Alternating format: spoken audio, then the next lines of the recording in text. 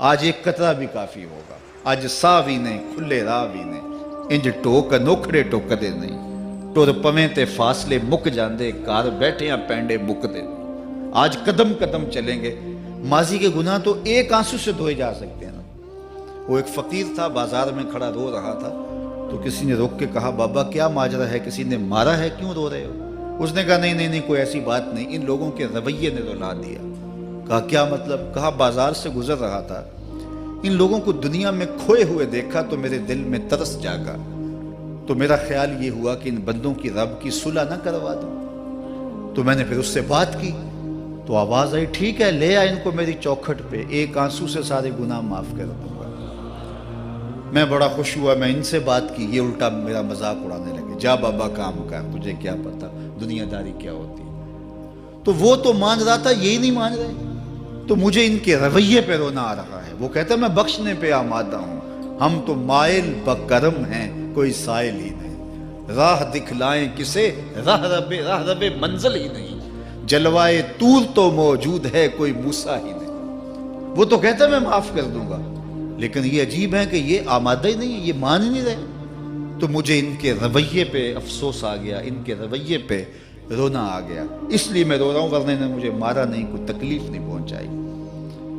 خیر اگلے دن وہی بزرگ قبرستان کے قریب سے گزرے تو دیکھا کہ وہ بابا قبرستان میں کھڑا رو رہا ہے، تو پھر رک گئے کہ بابا بازاروں میں بھی روتا ہے، قبرستانوں میں بھی روتا ہے، آج کیا ماجرا ہے؟ کہا آج بھی میرا ماجرا کل والا ہی ہے۔ کہا کیا مطلب؟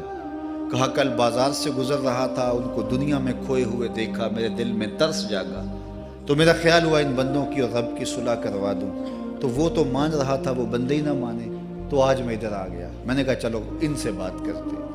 آج میرا خیال یہ ہوا کہ قبرستان والوں کی اور رب کی صلح کروا دوں۔ تو کہا پھر آج کیا بنا؟ کہا آج یہ مان گئے ہیں، وہ نہیں مانتا۔ تو صاحبو آج وہ مان رہا ہے، آج ہم مان جائیں۔ میں نے کتب میں پڑھا ہے کل قیامت کے دن نیکوکار بھی پچھتائیں گے۔ بدکاروں کا پچھتانا تو سمجھ میں آتا ہے، نیکوکار کیوں پچھتائیں گے؟ جب اپنے اچھے اعمال کی جزا دیکھیں گے تو پچھتائیں گے، جو چند لمحے ضائع کر دیے وہ بھی کیوں ضائع کر دیے۔ قیمتی زندگی ہے، یہ ٹوٹتی سانسیں، ان کی قدر کیجیے۔ ایک بزرگ فرماتے ہیں کہ مجھے اس بات کی سمجھ نہیں آتی تھی کہ جو قرآن نے کہا ان الانسان لفی خسر، بے شک انسان خسارے میں ہے، تو میں سمرقند کے بازار سے گزر رہا تھا تو وہاں ایک آدمی پھٹے پہ برف رکھ کے بیچ رہا تھا اور ساتھ آواز لگا رہا تھا۔ آج کل تو یہاں وہ پاپڑ بیچنے والے بھی کوئی آواز لگاتے، تو وہ برف پھٹے کے اوپر رکھ کے بیچ رہا تھا اور ساتھ آواز لگا رہا تھا۔ آواز کیا تھی؟ ارحمو ارحمو الا من یذوب راس مالہ، او گزرنے والوں میرے پہ ترس کھاؤ، میں ایسا تاجر ہوں جس کا راس المال پگھلتا جا رہا ہے۔ چونکہ یہ جو برف ہے ایسا سودا ہے جو گاہک کا انتظار نہیں کرتا۔ آپ کپڑا بیچتے ہیں، آج گاہک نہیں آیا، ہو سکتا ہے کل دعانے مہنگا بیچ لیں۔ آپ پیٹرول بیچتے ہیں، ہو سکتا ہے کہ کل پڑا 6 روپے اوپر چلا جائے، آپ کا لاکھوں کروڑوں کا فائدہ ہو جائے۔ لیکن آپ اگر برف بیچتے ہیں، آج نہیں بکی تو کل برف ہی نہیں ہوگی۔ تو وہ سل پہ برف بیچ رہا تھا اور ساتھ لوگوں کو دہائی دیتے ہوئے کہہ رہا تھا او لوگو میرے پہ ترس کھاؤ، مجھ سے برف لیتے جاؤ، میں ایسا تاجر ہوں جس کا راس المال پگھلتا جا رہا ہے۔ تو کہتے ہیں جب اس نے یہ آواز لگائی نا تو میرے قدم رک گئے اور میں اس کے قریب چلا گیا اور میں نے کہا کہ مجھے ان الانسان لفی خسر کا ترجمہ سمجھ میں آ گیا۔ جس طرح تیری برف پگھلتی جا رہی ہے، میری زندگی پگھلتی جا رہی ہے، اور اگر تو اب برف وقت پہ بیچ لے، ان پگھلتی برف کو تو درہم کے بدلے، دینار کے بدلے، پارچہ جات کے بدلے، جنس کے بدلے فروخت کر لے تو فائدہ ہو جائے گا، 4 آنے تیرے ہاتھ لگ جائیں گے۔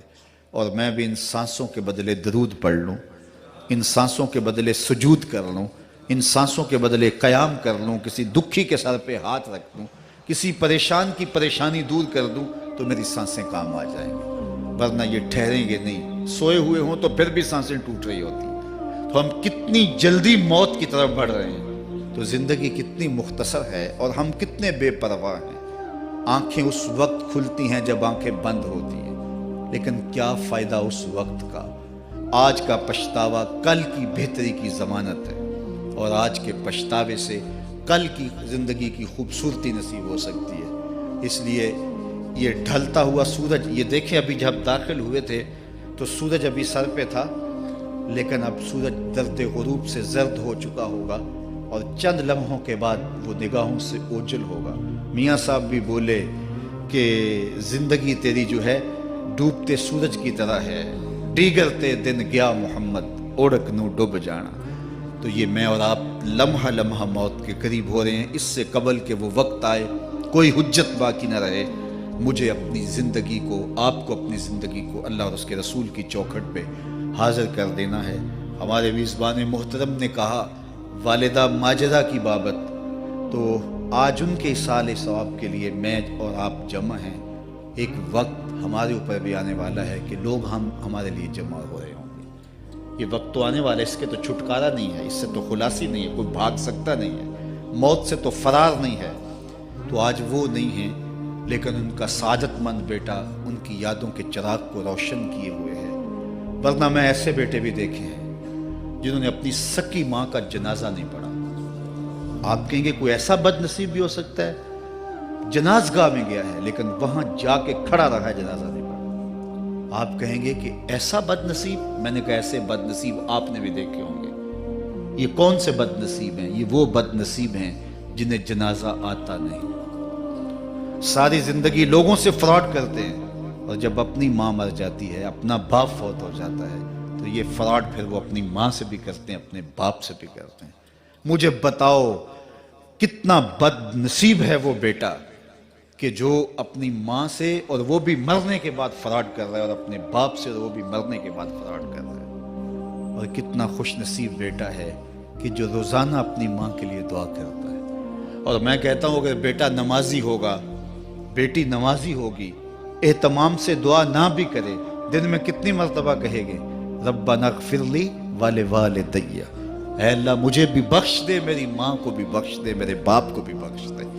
اور جب بندے ہاتھ اٹھا کے دعا مانگتے ہیں اللہ خالی ان ربکم حیی کریم یستحیی من عبدہ اذا رفع یدیہ ان یردہما صفرا، تمہارا رب حیا کرنے والا سخی ہے، کریم ہے۔ بندے جب اس کے سامنے ہاتھ اٹھا کے دعا مانگتے ہیں، اللہ فرماتا ہے مجھے شرم آتی ہے ان کے اٹھے ہوئے ہاتھ خالی کیسے موڑ دوں۔ انہوں نے میرے سے مانگا ہے، میں بھی نہیں دوں گا تو کس در پہ جائیں گے۔ میں ایک دیہاتی بات کرنا چاہتا ہوں، اتنے لوگ جتنے آپ یہاں بیٹھے ہیں، اتنے لوگ اٹھ کے کسی دنیا دار کے ڈیرے پہ چلے جائیں اور اس سے کچھ مانگیں اور وہ دے سکتا بھی ہو، تو کیا وہ آپ کو خالی لوٹا دے گا؟ وہ کہے گا ڈیرہ داری کی شان کے خلاف ہے کہ اتنے لوگ دروازے پہ آ گئے اور ان کو خالی موڑ دوں۔ تو جب تم اتنے بڑے ڈیرہ دار ہو اور تمہیں اتنی غیرت ہے کہ اتنے لوگوں کو خالی نہیں موڑتے، تو کریم خالی موڑتے؟ آؤ تو صحیح اس کی چوکھٹ پہ جھولی پھیلاؤ تو صحیح۔ پھر دنیا داروں سے مانگنا ہو تو ان کی زبان میں مانگنا پڑتا ہے۔ اللہ سے جس زبان میں مرضی مانگو، عربی میں مانگو، اردو میں مانگو، ہندی میں مانگو، سندھی میں مانگو، اقبال کے لہجے میں مانگو، سادی کے انداز میں مانگو، نہیں مانگنا آتا خالی ہاتھ پھیلا دو، وہ بند لبوں کی بولیاں بھی سنتا ہے۔ آؤ تو صحیح اس کی چوکھٹ پہ، اپنے ہاتھ پھیلاؤ تو صحیح۔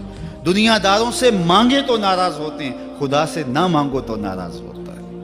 اللہ کل ما یابو بکم ربی لولا دعاؤکم، آؤ نا اس کی چوکھٹ پہ، دستے طلب دراز کرو۔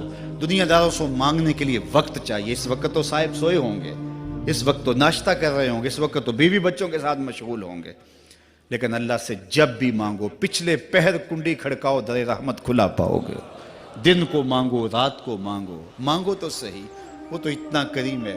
اچھا بت کو سامنے کھڑا کیا ہے اور زلیخا ہاتھ جوڑے بت کے آگے پکار کرتی ہے، روزانہ سے شام کھڑی ہو جاتی ہے، یا صنمی یا صنمی، اے میرے بت، اے میرے بت، بچھڑا ہوا یوسف ملا دے۔ سحر دم تک پکارتی رہتی، عمر بیت گئی، چہرے پہ جھریاں آ گئیں، بڑھاپا طاری ہو گیا۔ ایک دن رات کا پچھلا پہر ہے، بت کے آگے ہاتھ جوڑے یا صنمی کا وظیفہ پڑھ رہی ہے۔ اچانک نیند کا جھٹکا آ گیا، زباں بل کھا گئی، بولی یا سمادی یا سمادی۔ کہا جبریل جلدی جا، یوسف کے گھوڑے کا رخ موڑ دے۔ یا اللہ تجھے تو نہیں پکار رہی، وہ تو بت کو پکار رہی ہے۔ زباں بل کھا گئی، یا صنمی کی بجائے یا سمادی کے لفظ زبان پہ آ گئے۔ کہا جبریل اتنا عرصہ ہوا بت کو پکارتے ہوئے، اس نے کوئی جواب نہیں دیا، آج جیسے بھی اس کے لبوں پہ میرا نام تو آیا ہے، اگر میں نے بھی جواب نہ دیا میرے اور بت میں فرق کیا ہوا؟ تو آؤ آج کی اس مجلس میں ہم ان کی والدہ کے لیے دعا مانگیں۔ اے عرش کے مالک، ان کی والدہ کو حضور کی ماں کا صدقہ جنت کی بہاریں عطا کر، اور ہم اپنے ماں باپ کے لیے بھی دعائیں مانگے۔ اے اللہ ہمارے ماں باپ کی مغفرت فرما، ماں باپ کی قدر کرو۔ میں نے یہ بھی پڑھا ہے، جو اپنے والدین کے لیے روزانہ دعا مانگتا ہے، والدین زندہ ہوں تب بھی، فوت ہو گئے ہوں تب بھی، روزانہ ماں باپ کے لیے جو شخص دعا مانگتا ہے، ساری زندگی اس کے رزق میں بے برکتی نہیں آ سکتی۔ تو اپنے ماں باپ کو اگر زندہ ہیں تو قدر کرو، فوت ہو گئے ہیں تو ان کے لیے کثرت کے ساتھ دعا کرو۔ یہ گھنا سایہ ہے۔ کبھی آپ نے درخت کو دیکھا ہے کہ ساری دھوپ اپنے پتوں میں جذب کرتا ہے اور نیچے بیٹھنے والوں کو چھاؤں دیتا ہے؟ ماں باپ سارے دکھ اپنے اوپر لیتے ہیں، اپنی اولاد کو آسائش اور راحت پہنچاتے ہیں۔ قدر نعمت زوال نعمت کے بعد ہوتی ہے، جب نعمت پاس ہو تو قدر نہیں ہوتی، جب چھنتی ہے تو پتہ چلتا ہے کہ کتنی بڑی دولت تھی جو چھن گئی۔ میں تو آپ کیا، میری اور آپ کی حیثیت کیا، ماں کی کمی تو آمنہ کے لال نے بھی محسوس کی ہے۔ ایک دن حضور مسجد نبوی میں تشریف لائے، تا حد نظر صحابہ تھے۔ الحاوی للفتاوی میں امام سیوطی نے لکھا ہے، حضور کو دیکھا تو ادب سے کھڑے ہو گئے، بس یہ منظر دیکھنا تھا کہ چشمان اقدس سے آنسو چم چم جاری ہو گئے، اور حضور نے ایک ٹھنڈی آہ بھری اور روتے ہوئے کہا، لو ادرکت والدی او احدہما، کاش آج میرے ماں باپ زندہ ہوتے۔ انسان نے دکھوں کا دور دیکھا ہو نا، اچانک خوشحالیاں مل جائیں تو پھر انسان یہ آرزو کرتا ہے کہ میرے ماں باپ نے میرا وہ غربت کا دور دیکھا تھا، آج دولت کی چہل پہل بھی دیکھتے، آج میرے آنگن میں بہاریں بھی دیکھتے تو کتنے خوش ہوتے۔ اب حضور جب پیدا ہوئے تھے تو باپ کا سایہ سر پہ نہیں تھا۔ 6 سال کی عمر تھی، اپنی ماں کے ساتھ حضور مدینہ المنورہ گئے، واپسی ابوا کے مقام پہ حضرت آمنہ کی طبیعت خراب ہو گئی، اور انہیں لگا کہ یہ میری بیماری جان لیوا ہے۔ ام ایمن کو بلایا، کہا میرے بیٹے کو بحفاظت امیر قریش تک پہنچا دینا۔ پھر خود حضور کے سر پہ ہاتھ رکھا۔ سیدہ آمنہ سلام اللہ علیہا حضور سے کوئی باتیں کرنا چاہ رہی تھیں، لیکن ضبط کے بندھن ٹوٹ گئے۔ ابن حشام سیرت کی پہلی کتاب ہے، اس میں تفصیل سے یہ واقعہ موجود ہے۔ جب سر پہ ہاتھ رکھا تو حضرت آمنہ کی آنکھیں چھلکنے لگی اور روتے ہوئے آپ نے چند جملے کہے، کہا بیٹا ہر نئی چیز نے پرانا ہو جانا ہے، ہر باقی نے فنا ہو جانا ہے، میں بھی جا رہی ہوں، وَذِكْرَ باق، لیکن میرا ذکر نہیں مٹے گا، وَوَلَدْتُ طُہْرًا، اس لیے کہ تیرے جیسا پاکیزہ بیٹا چھوڑ کے جا رہی ہوں۔